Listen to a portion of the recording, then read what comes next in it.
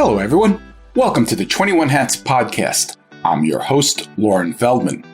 This week, David C. Barnett, Jay Goltz, and Lena McGuire talk about their experiences hiring consultants, advisors, and especially coaches. There are, of course, lots of great business coaches out there, but as the owners explain, it's easy to be led astray by coaches who don't really know your industry or who address your specific challenges with their cookie-cutter solutions. And here's a question.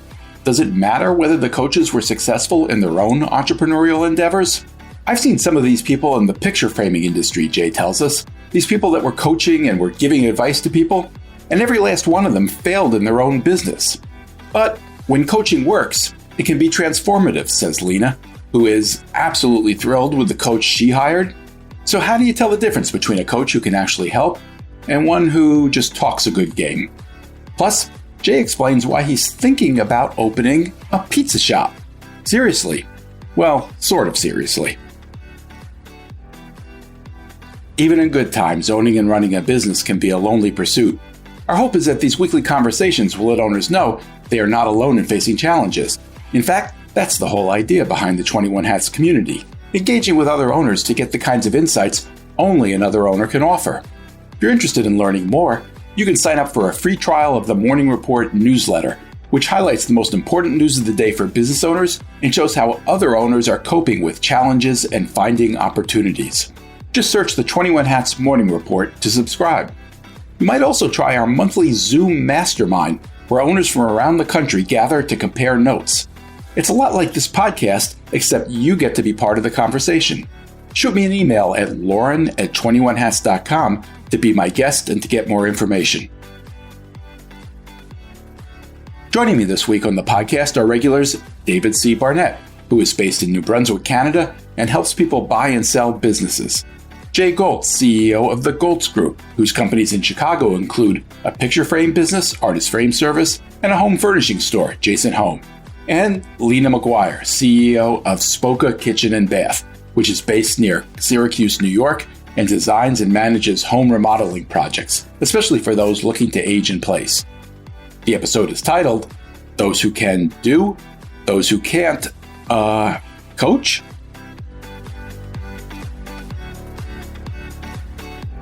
Welcome, David, Jay, and Lena. It's great to have you here. I want to talk about business coaches today. It's gotten kind of trendy to hire them, although I sort of wonder what's going to happen with AI coming. Maybe we'll talk about that a little bit. But I'm eager to hear about your own experiences. Lena, why did you decide to hire a business coach? Because I was at a plateau, and at my age, I don't have a lot of time. I had a little bit more money, so I wanted to take the faster approach. So I started researching who was going to be best able to help me and get me where I wanted to be. How did you do that? How did you do the research?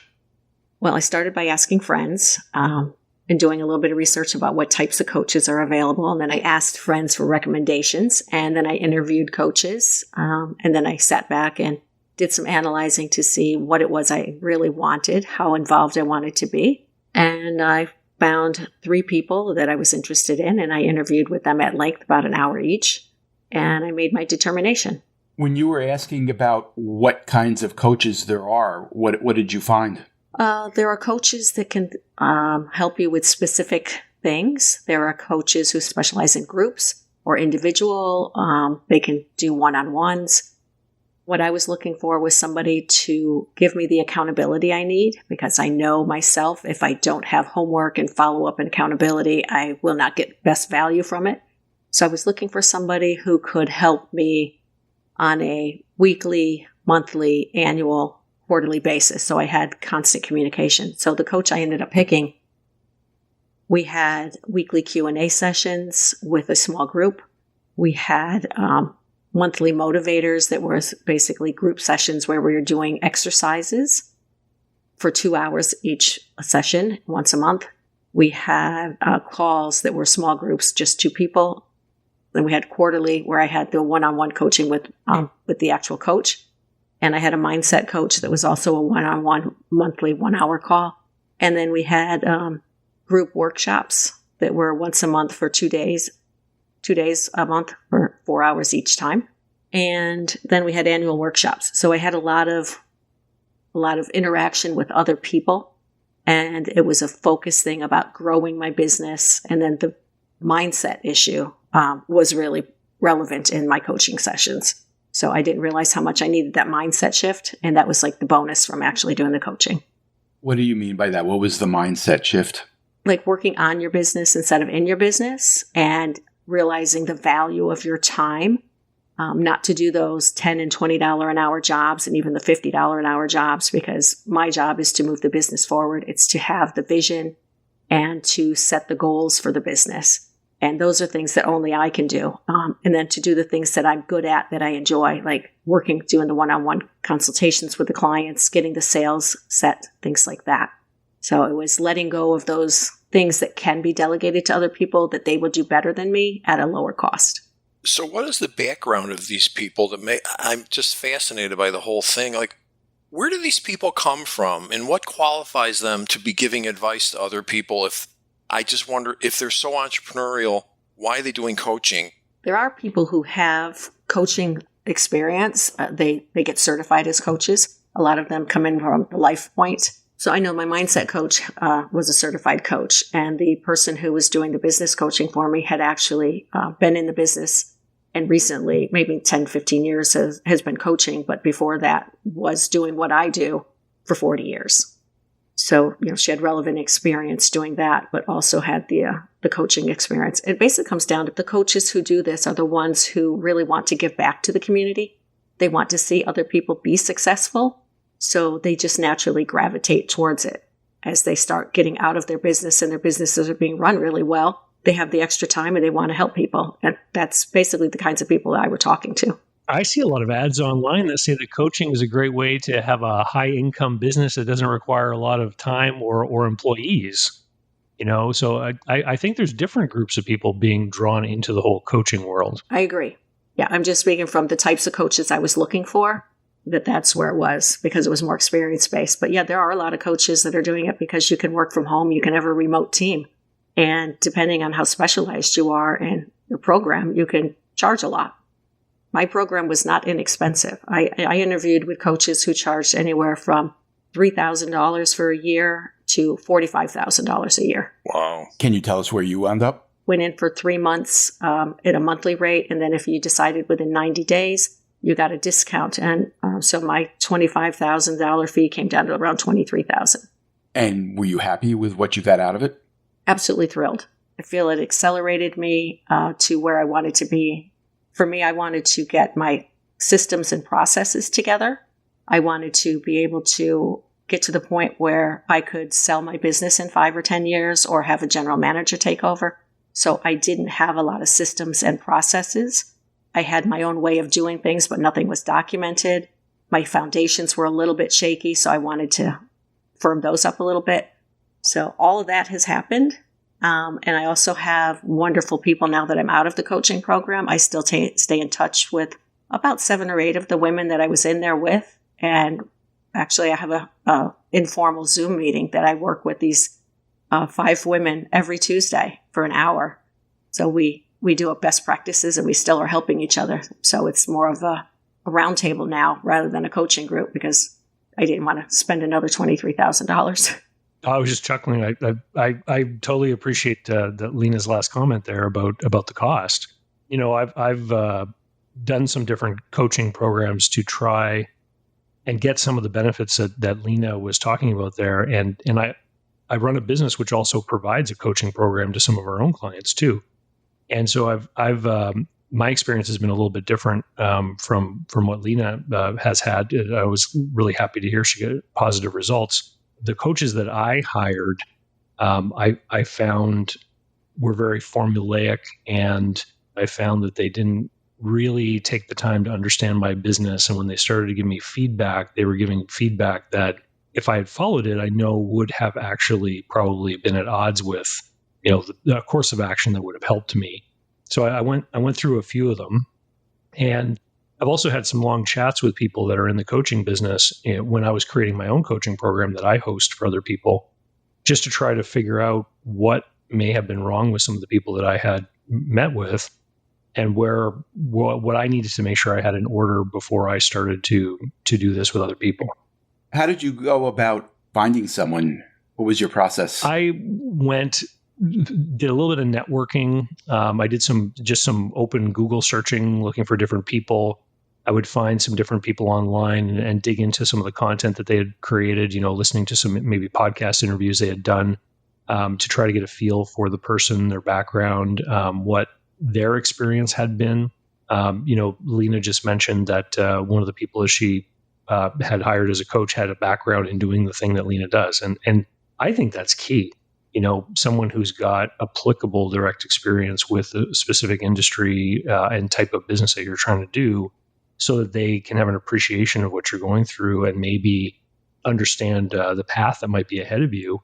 To echo Jay's question earlier, to me, if somebody trains as like a life coach, for example, I really question when those people try to get into business coaching, because I wonder where the background or understanding is going to come from. You said something in the beginning. You said they didn't take the time to understand the business. I don't think it's about time. They don't have the ability to do it, which is what you just finished up with, basically. Like, the fact is, there are some instinctual things about business and entrepreneurship that you just have to have. And I just don't think this is the same as coaching golf or whatever.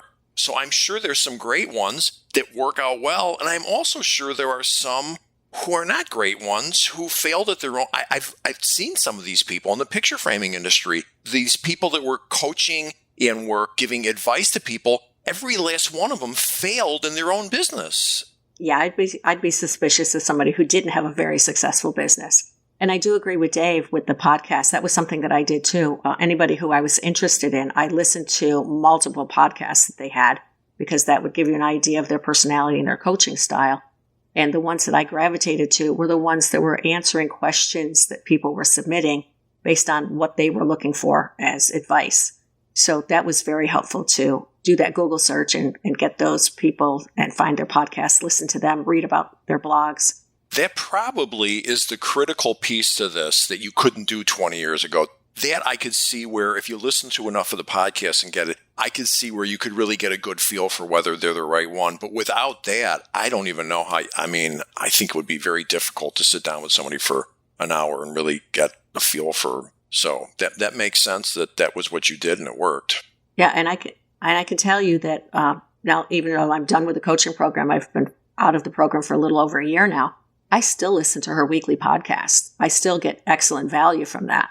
Lena, was it hard for you to find someone who was familiar with your industry, or did you consider other people?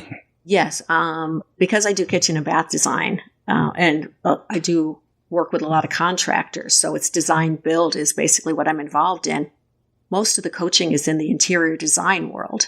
And interior design, people will do mood boards and do space planning and furniture purchasing and things like that, which I can do, but that's nowhere near the focus of my business. My business is on the nuts and bolts of creating a kitchen and our bath from right down to the studs and then building it back up. So, interior designers who are coaching, they're not talking about load-bearing walls and putting in a laminate beam and working with an engineer and an architect. So finding somebody who had that construction experience as well as the interior design business. I did not find somebody who was a kitchen and bath designer, but somebody who was an interior designer who did construction work. It took me a long time to find somebody, but it was well worth the effort of finding somebody. Dave, we've talked in past podcasts about how it can be hard for business owners to find someone who does what you do, helping business owners buy or sell businesses with a real knowledge of the small business end of the market. I guess it's not surprising that it would be also hard for someone like you to find a coach who's familiar with that. Yeah, well, I was open to any kind of coach that had any kind of small business consulting experience. Anyone who was selling to other business owners, any kind of consulting or things of that nature. And that's what I went looking for. Some of the ahas I think I arrived at through my own experience with coaching that helped me with the program I run for people that want to buy a business is I think that if someone's going to get a coach, they have to have some kind of framework for the journey they're going to go on. So there has to be some kind of plan, like this is where you start, this is where you finish, this is the goal, this is what we're going toward. or if it's just going to be this general kind of, I'm coaching you to greater levels of success, I think that there has to be that depth of industry experience. We have people that go through our coaching program that want to buy a business. And when they buy a business, they say, wow, I really liked working with you. Can you stay on as my business coach? And if, for example, if they buy a janitorial business or something, I'll say, I'm not the guy. I mean, I can help you through this process of doing the transaction. But you really want to find the person who retired after 30 years of running a janitorial business. Like they're going to have the tips and the tricks and the insights and the background to know what you're going through and what the next thing looks like, and what to do when you have that one big client that you rely upon who suddenly starts to take longer and longer to pay, and how you navigate that situation, right? And so it's tough. And when I hear Lena talk about the amount of money she invested in her coaching program, one of the things that I look out for is, what are the terms of payment? I mean, is somebody got enough confidence in their coaching program that they're going to let you pay monthly or quarterly so you can get a taste as you move forward and can bail if you're not getting value? Or is there, a big incentive for a big upfront payment, right?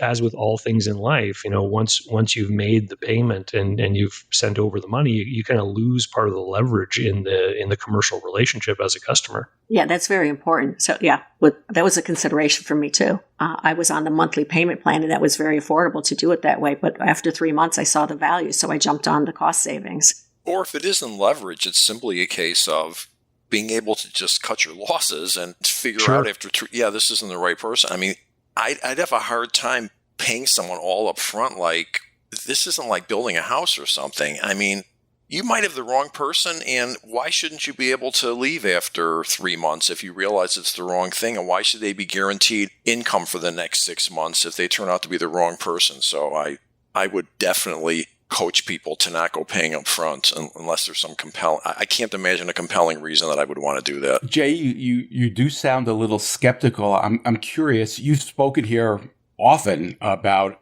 how you never had a mentor, and when you were getting started, it was much harder to find the kind of advice and help that's much more available today. Do you think you could have used a business coach earlier? Well, there's no question I could have used, especially in the beginning. My business grew so fast. I doubled in size for the first 3 years. I was completely out of control. I was in my 20s. The business was just growing like crazy.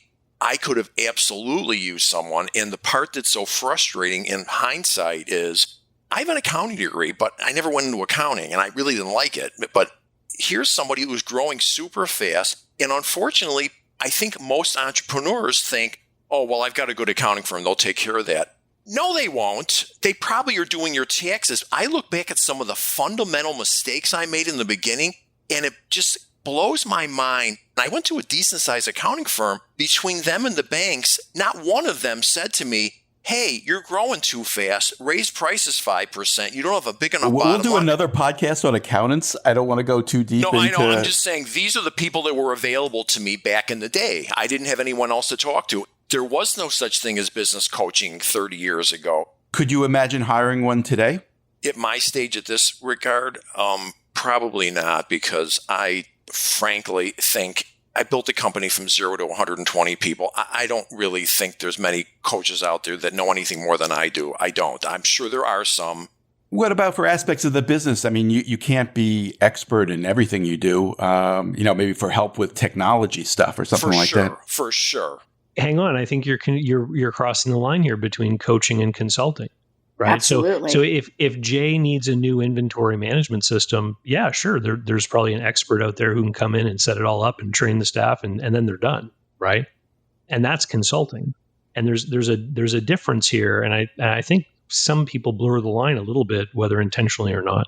I was going to bring that up. That's a great point. No, you're right. Absolutely. I fully agree with that. Let me try to articulate the difference, and you'll tell me if I get it right. I think the difference is that a consultant, just as you suggested, tends to be more project-oriented, maybe more strategic-oriented, looking to find a solution to some specific issue. Whereas a coach is more about developing skills and goals and helping people just improve the way they do things in general. Does that sound right? Or how to operate as the boss. Just if I was a business coach, the first thing I would explain to people, you're the boss. Let me explain to you what that means, because I didn't know what that means. When you're the boss, you're in a whole different category of human species, and don't take things personally when someone quits and gives you no notice. Oh, how could they do that to me? Because they don't care. So, yeah, there is a difference between coaching and consultant, that's for sure. There's a big difference. I have an advisor from SCORE.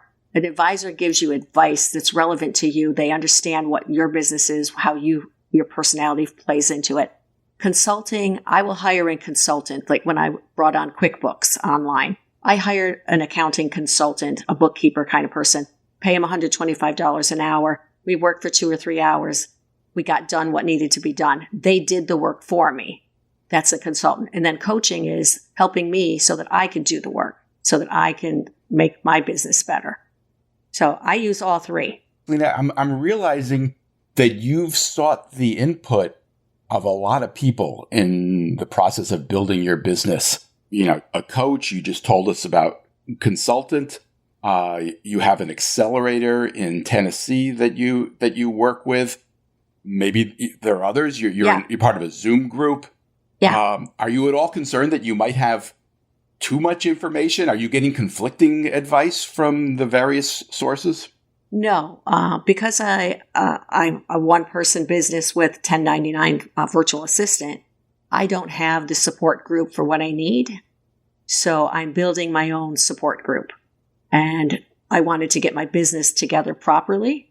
So when I'm doing things, when I talk about consultants, I'm basically talking about my bail team, my banker, my insurance agent, my accountant, my lawyer. So those are like the 4 big people that I would get consulting from. But the coaching, that's like the well-rounded thing. And I can ask questions that are very pertinent to me right now.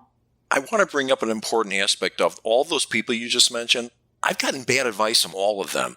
And that's why I have these different venues, because I can get advice from, I'll go to the accountant first and talk to them. And then I'm thinking in my mind, that doesn't sound right to me. So then I go to my business group and I have conversations with the other people who are entrepreneurs and we hash it out. So that's why I have my Tennessee group, the Brain Trust. This is a group of 7 other women. It's a round table and we go through our challenges. And I can say, I have this advice and I'm not sure this is really the right way to go. And they'll say, oh no, I've gone this way, or somebody else will say something else. So I'm getting that balance I need to make good decisions on my own. No, most of these professionals are risk adverse. That's what they do for a living. They get a paycheck every Friday. They're risk adverse. Yeah. Jay, do you have good buddies in the framing or furniture business that you sometimes talk to who are in the same business, but they're not competitive because they're not in town? Yes, absolutely. I have 2 of them I'm tight with. One's in Florida, one's in Arizona, and I talk to them regularly. Yeah. I do the same thing. I've probably got 3 or 4 good business friends, and we talk to each other and we bounce things off each other. And a couple of them actually were in a mastermind group with me at one time. I can't say enough good things about mastermind groups, where you can go and have these kinds of conversations with other people. And I was asked the other day, if you don't have a coach, how do you fill that gap? How do you, sort of test your ideas or things like that? And my answer was that they're my business friends that are also running businesses that will either give me feedback or give their opinion, or tell me that they don't think they have a qualified opinion, which I think is one of the most beautiful data points you can get from anybody. Or I tried that and it didn't work. Here's why. Oh, I didn't think of that. No, and I'll tell you, trade shows, phenomenal. The fact of the matter is, I'll just use picture framing because that's what I'm most familiar with.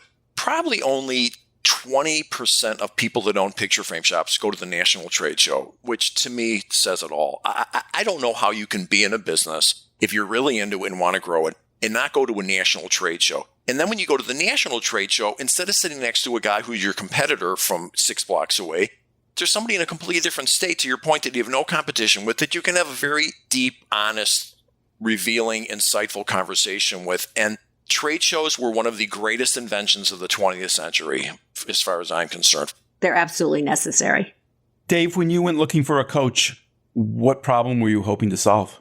I was looking actually to fill the gap in my mind space from the end of that mastermind group that I alluded to earlier.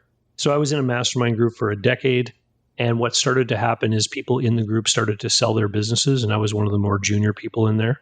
And so as they started to sell their businesses, the type of conversations and people's sort of vigor and enthusiasm, et cetera, all kind of changed from let's roll up our sleeves and do this and get to work, et cetera, to a more relaxed kind of attitude, atmosphere going towards their retirement. And so I said, you know what, I can't keep spending time here because I'm not getting out of it what I used to. And so I left that group and I went looking for some way to replace that missing thing. And that's why I started to look for a coach.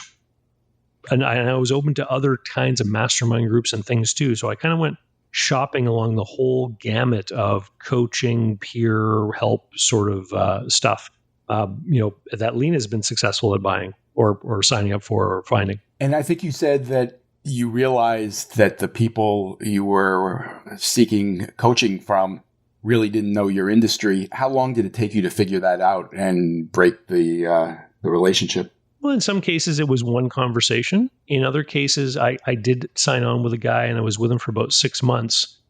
And he would give me advice, and then I would say, but that doesn't fit within the marketing funnel framework that I have established that we talked about 2 meetings ago.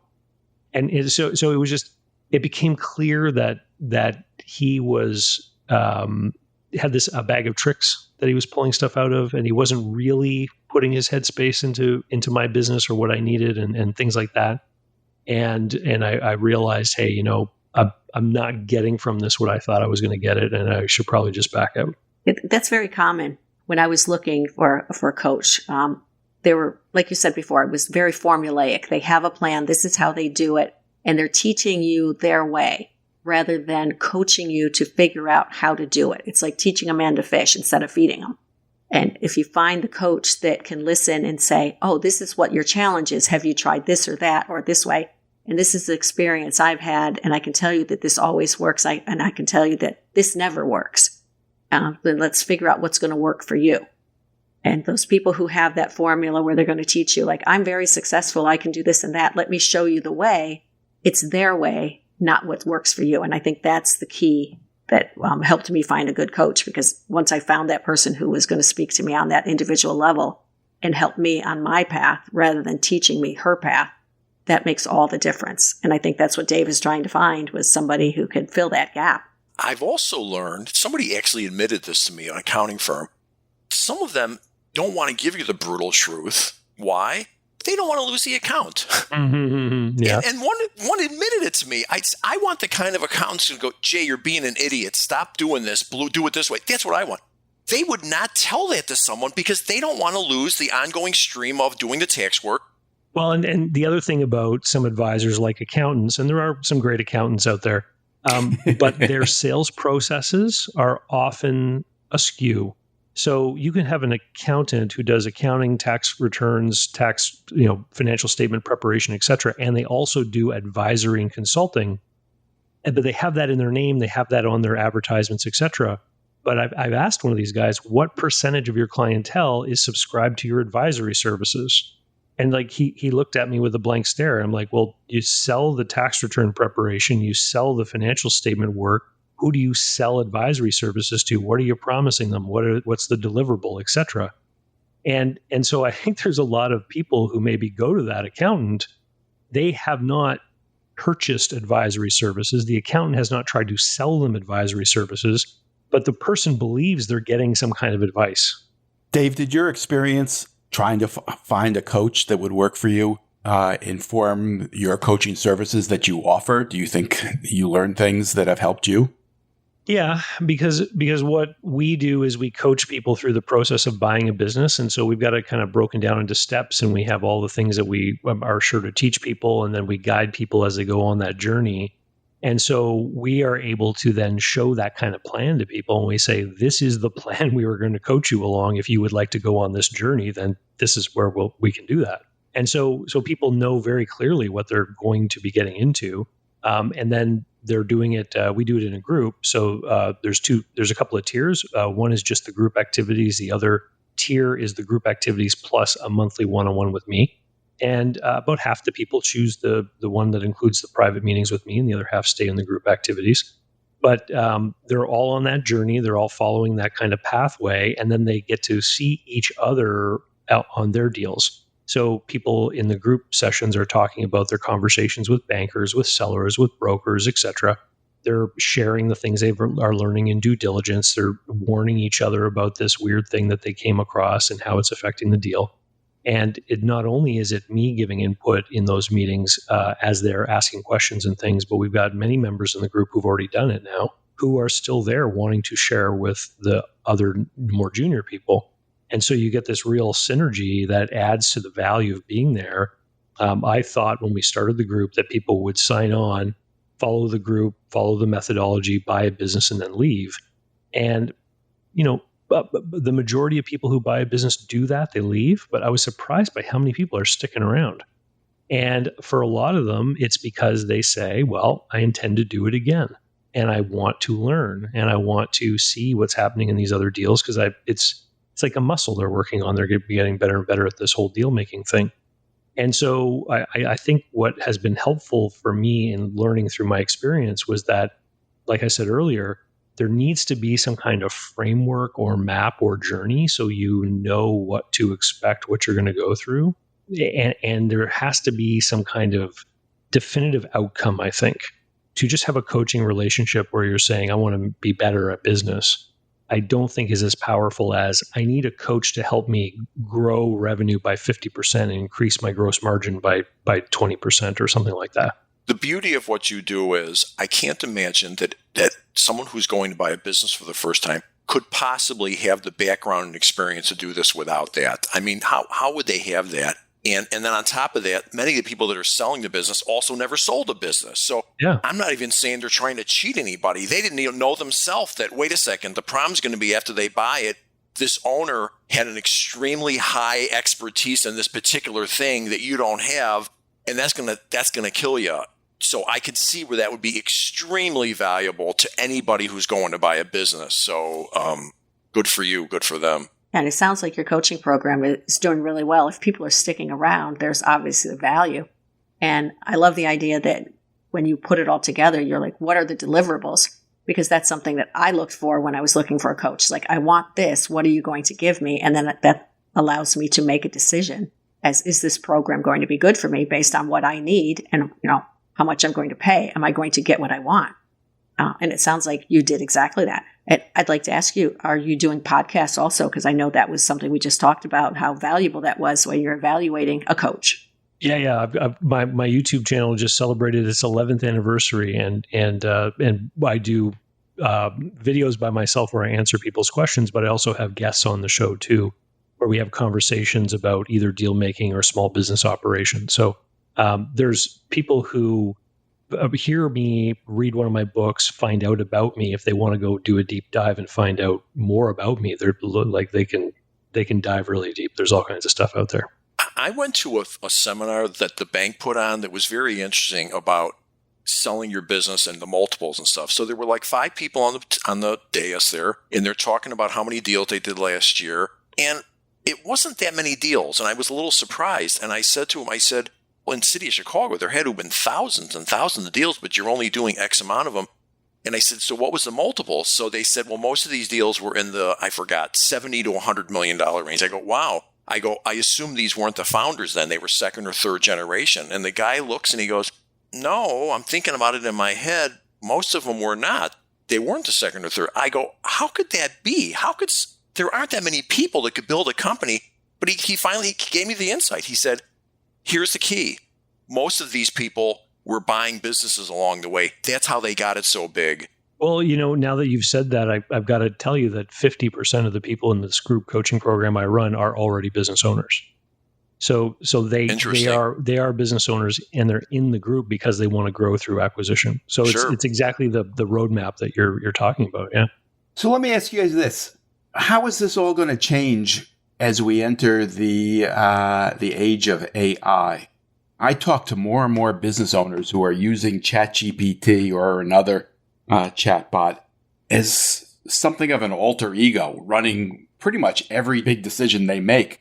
From hiring people, entering resumes, reviewing, asking for a ranking of the candidates, to deciding who gets promoted, to making decisions about expansion, whether it's geographic or adding products.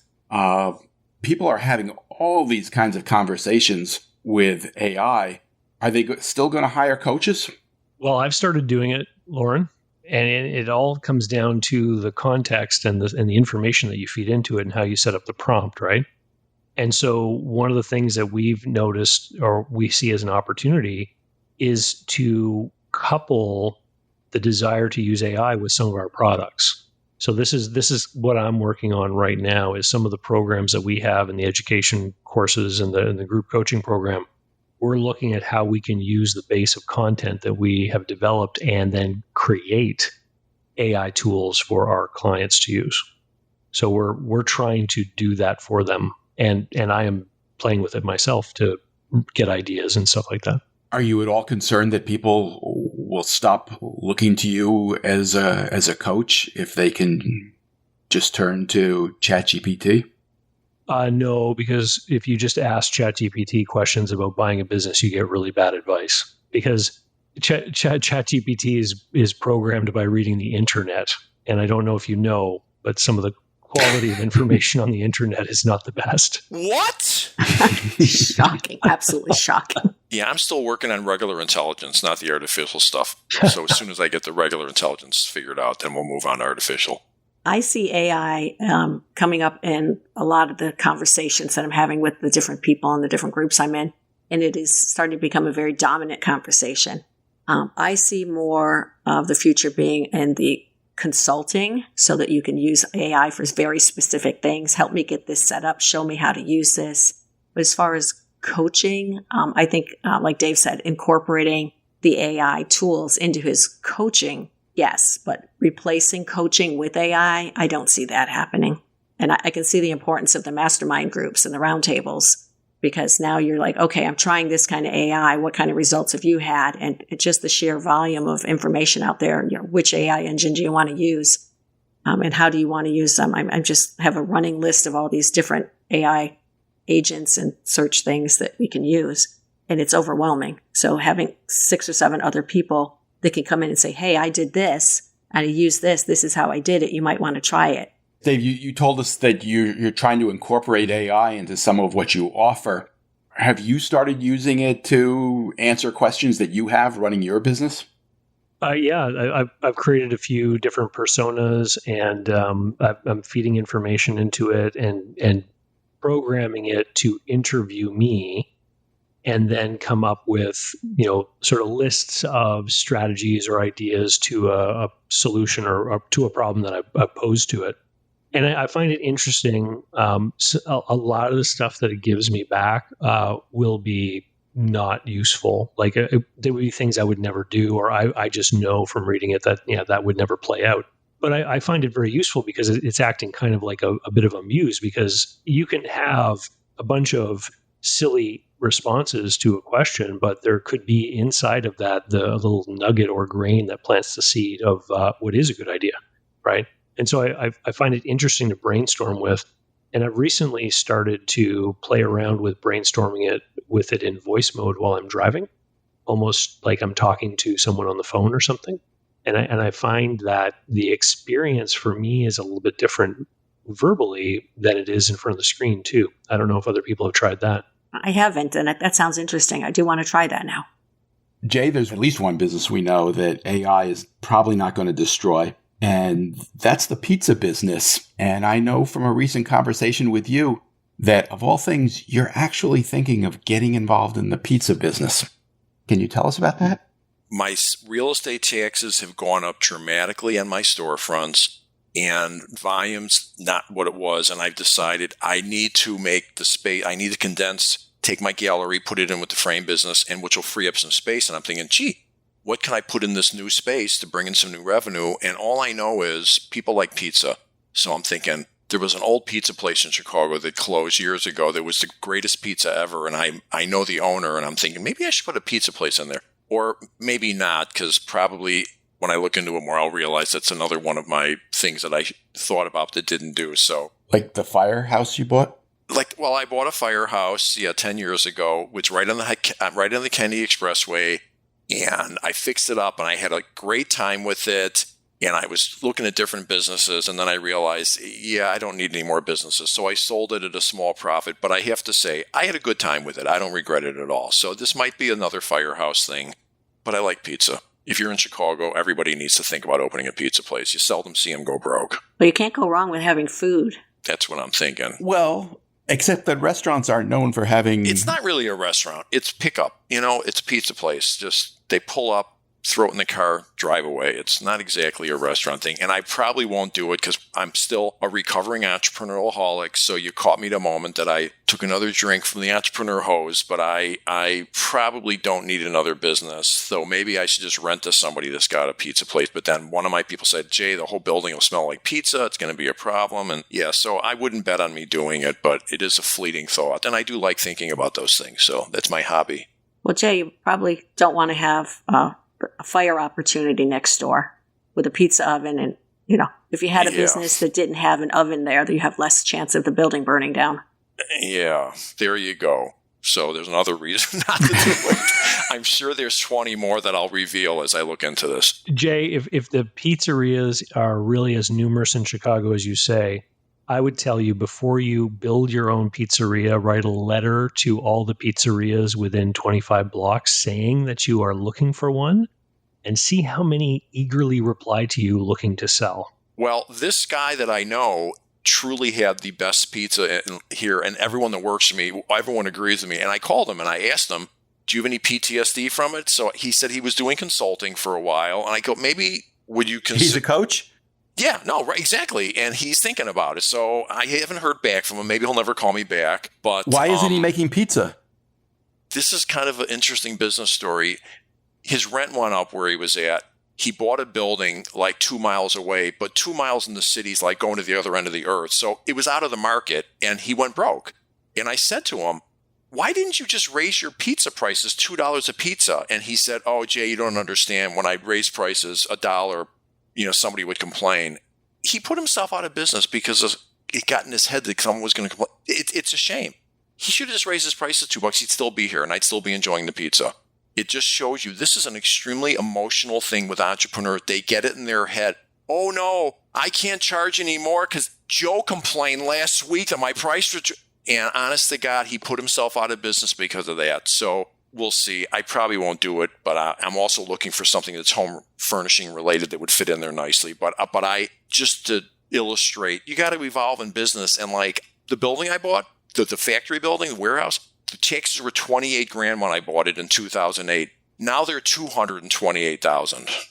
That money's coming from somewhere. So I need to reallocate space and condense a little bit and rent out. And it used to be that space might rent for $3-4 a foot per year. Now it's $12. So I'm reacting. I'm evolving. I'm going to go rent out some of it for $12 a foot, and that'll take care of the tax problem. But it just is another illustration of one has to evolve as the world changes. Well, Jay, if your pizza guy had had a coach, he may have had a better mindset about realizing that he has to charge more to keep his profit levels there. Honestly, God, it could have been one conversation with just telling him, get over it. That guy that was complaining still would have bought the pizza probably. And if he wouldn't have, you're not going to lose 20% of your customers because your pizza went up $2. Maybe you'll lose 5%. Look, if you raised your prices 10%, you'd have to lose 25% of the business to lose money. You got to charge what you got to charge at the end of the day. My thanks to David Barnett, Jay Goltz, and Lena McGuire. I really appreciate you taking the time. One thing before you go. Everything we do at 21 Hats is created by entrepreneurs for entrepreneurs to help us all learn together. If you get something out of listening to these podcast episodes, consider joining the conversation. You can do that by joining the 21 Hats Sounding Board, a Slack channel where you can tap the wisdom of a very smart crowd, or by becoming a founding member and joining our monthly Zoom forum, where you can be part of conversations much like the ones we have on the podcast. You can sign up for both by subscribing to the Morning Report. If you have any questions, you can email me at lauren@21hats.com. And if you get something out of this podcast or out of the Morning Report, please tell a friend, tell an enemy, tell every business owner you know.